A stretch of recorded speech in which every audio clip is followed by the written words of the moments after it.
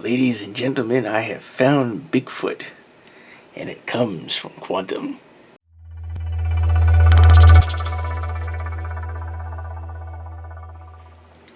So this is a 5¼ inch IDE hard drive manufactured by Quantum during the 90s and pretty much had gone away by the turn of the millennium along with the rest of the Quantum company when it was acquired by Maxtor. Now, when you look at this 5¼ hard drive, and just with my hands in comparison, it's a pretty big sucker. I mean, this thing is as big as my hand is, and to give it even more perspective, here is a 2½ inch Hitachi Travel Star hard drive put on top of it. I think you can see quite the difference between 2½ and 5¼ in terms of size here. So this is a pretty good sized hard drive here. And a time period, a lot of manufacturers, including Quantum, were all making 3½ inch hard drives. So what was Quantum's deal with making this 5¼ inch Bigfoot hard drive? Well, to understand that, we need to understand the period of storage capacity for hard drives during the 90s. Most hard drives back then, you were storing maybe 100 megabytes of capacity, maybe even just a couple gigabytes worth. So your storage capacity was at a premium for hard drives. And so Quantum was looking at an idea of making a lower cost hard drive that was more affordable to the consumer, that could utilize less components than a typical 3½ inch hard drive for roughly the same equivalent storage capacity. So they decided to come up with this 5¼ inch Bigfoot hard drive. And when we look at it here, we have our I/O board with all its connections, and then pretty much the rest of this is the entire hard drive. You have 1 or 2 pretty good sized platters in there, and then you have 2 or 4 read-write heads, again depending if you have 1 or 2 platters. And the Bigfoot drives actually have the distinction of being the first hard drive of that period to have go over 10 gigabytes. So the Bigfoot was the first hard drive to attain double-digit gigabyte storage capacity.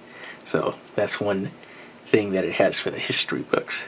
Now, as far as OEMs go, you can probably see that one of the OEMs that used the Bigfoot hard drives was IBM, and they mostly used it in their Aptiva systems.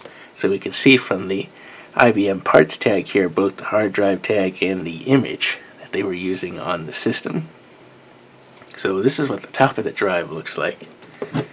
There isn't a whole lot to see on the bottom, but we do have a little window here. And the interesting thing about this window is that's to view the read-write head moving in there. So it kind of gives you a little visual clue to see the hard drive arm there working. So this is a 6 gigabyte TX series drive that I have here, and it works perfectly. I just haven't really been able to find a system to put it in yet. But speaking of that, let's go ahead and find a computer and hook this up, and let's have some fun with this Bigfoot.